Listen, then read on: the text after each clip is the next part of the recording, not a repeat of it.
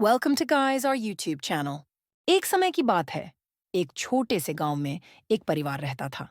इस परिवार में दादी, बाबा, पिता, माँ और एक बेटा थे। बेटा बड़ा हुआ और उसकी शादी एक सुंदर समझदार लड़की से हो गई, जो गांव के ही एक परिवार की बेटी थी। जब वह लड़की बहू बनकर इस नए घर में आई, तो सबने उसका बहुत ही आदर और प्रेम से स्वागत किया।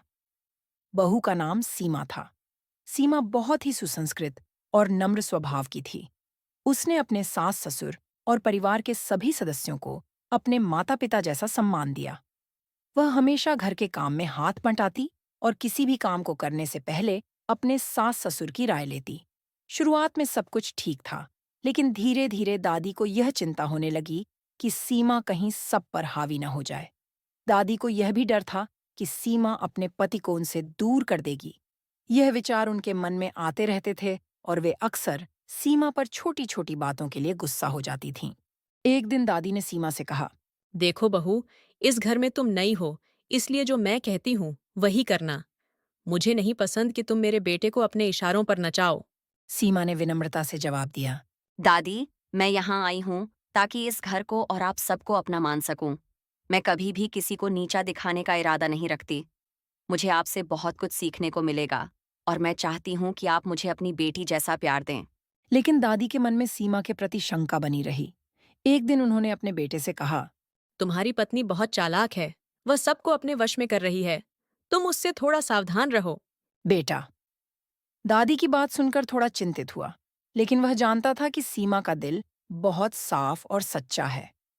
फिर भी उसने सोचा कि वह सीमा से बात करेगा और देखेगा कि कहीं कुछ गलत तो नहीं हो रहा है। रात को जब वे दोनों अपने कमरे में थे, बेटा ने सीमा से कहा। माँ तुमसे कुछ नाराज लगती हैं। क्या तुमने कुछ ऐसा किया है जिससे वे दुखी हों? सीमा ने अपने पति की ओर देखकर कहा। नहीं, मैंने तो हमेशा यही कोशिश की है कि सब खुश रहें। अगर मुझसे कोई गलती हुई है तो मैं उसे सुधारने के लिए तैयार हूँ।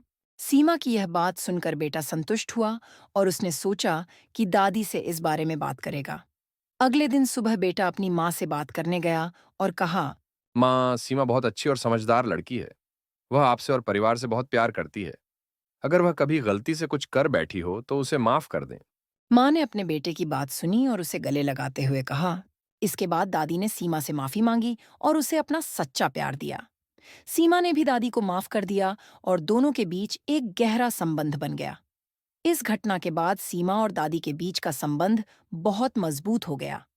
दादी ने महसूस किया कि सीमा ने उनके बेटे को उनसे दूर नहीं किया, बल्कि उसे और करीब लाने की कोशिश की थी।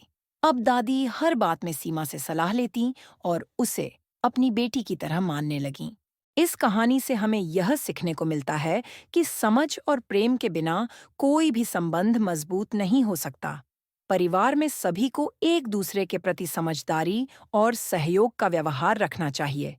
शंका और गलतफहमी से रिश्ते कमजोर होते हैं, लेकिन प्रेम और विश्वास से वे और भी मजबूत बनते हैं।